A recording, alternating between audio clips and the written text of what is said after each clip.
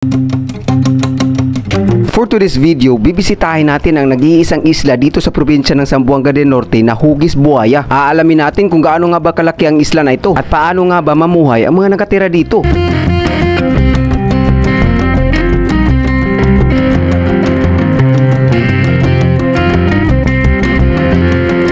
Kung titingnan natin dito sa mapa, ang isla na ito ay para siyang nakadapang buhaya at ang buong isla na ito ay isang barangay.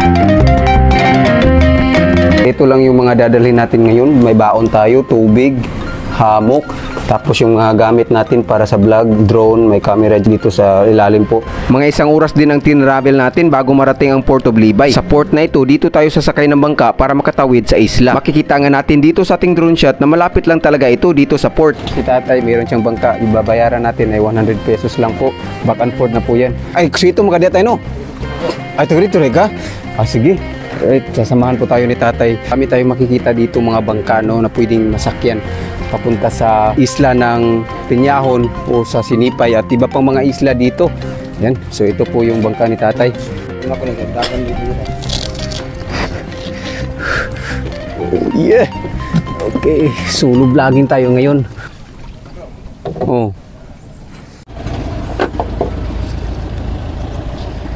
Diri din na dunggo di ay ang mga mangisdaan po. Ay, sport po din na siya. Habang nagpapalaot po tayo, marami ako nakikitang mga ganito. Diyan daw inaalagaan yung mga bangus. Diyan po sila pinapakain. Tawag po diyan ay fish cage.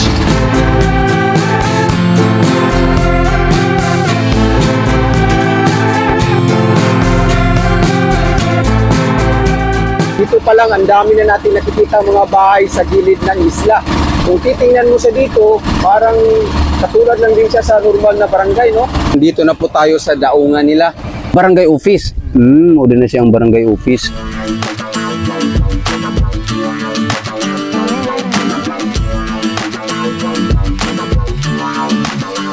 Yan, siya po yung konsyal dito sa barangay Sinipay, sa buong isla na ito. Pila ka balay ginidiri ang nasa isla? Sa gatos, huwag dili ni 130. 130, 130.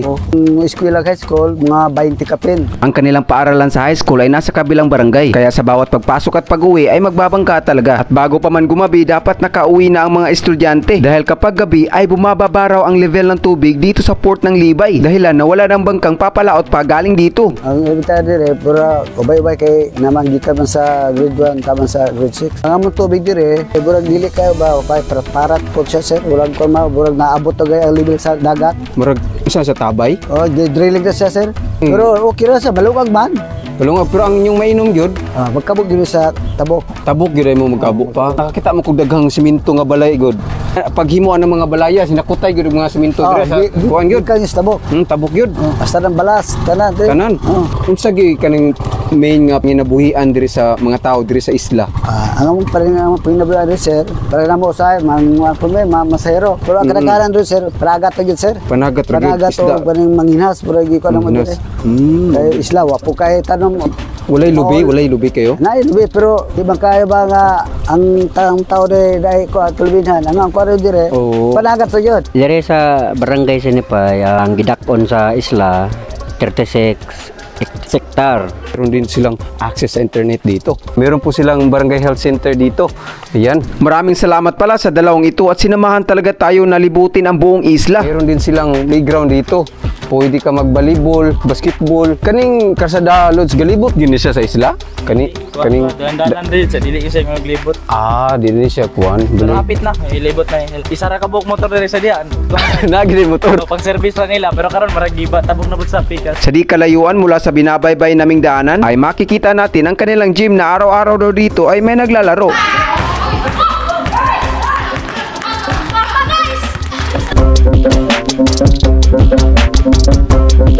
Karamihan sa mga bahay dito ay may lambat sa pangingisda. Dito ka rin makakakita ng mga preskong isda na pinapatuyo. Tulad nitong naabutan natin, mga isdang danggit ang tawag nito sa amin. Masarap itong kainin lalo na pag prito, parang chicharon. Meron din silang isang uri ng hanap buhay dito na kung saan ay gumagawa sila mismo ng lambat sa pangingisda. At di ito basta-basta dahil kita nyo naman mabusisi ang paggawa nito.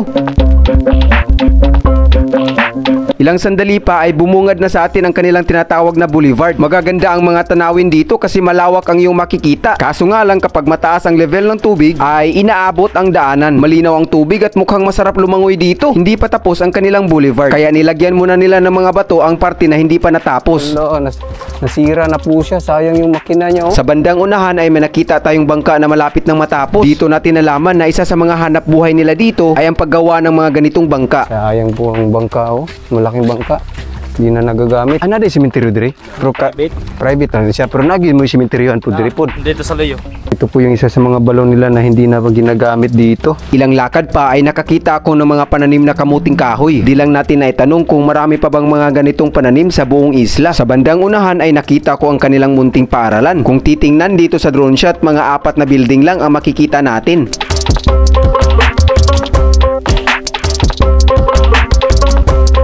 Inabot kami ng halos 1 oras sa paglilibot sa buong isla. Uuwi na sana ako sa mga oras na ito. Ngunit inimbitahan tayo na mananghalian muna. Di ko na rin ito pinalagpas para ma-experience talaga natin at makita ang sitwasyon ng kanilang pamumuhay dito.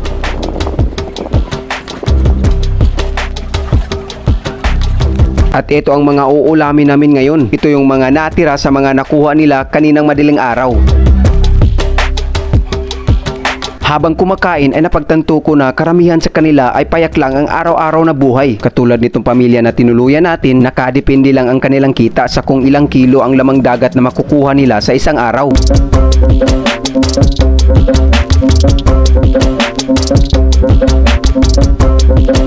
At dito natin nasaksihan na hindi pala basta-basta ang ginagawang paghahanda nila bago papalaot sa madaling araw. Itong lambat na hinihila niya galing sa bangka ay umaabot ng halos 1 kilometro ang haba.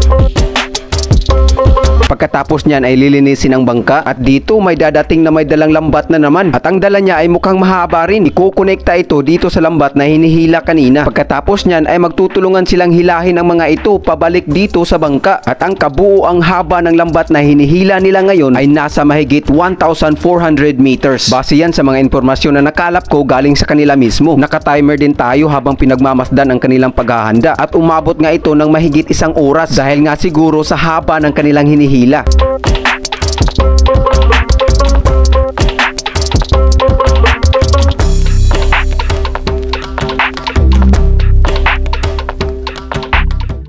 mga ito mga viewers dito sa Barangay Sinipay Island. Oh yeah, ang sarap! 40 kadupang isa kabanata. Puting taasa day kay ni. Sumuo day ang original ani na Barangay Sinipay sa tungod kay ang unang gapuyo Bayg Laki. Si Ipay o Simeon. Shout out sa mga taga Barangay Kanim no? Karanim Sibutan. Oh yeah, Lapdos, Vince TV. Okay, ang sarap talaga.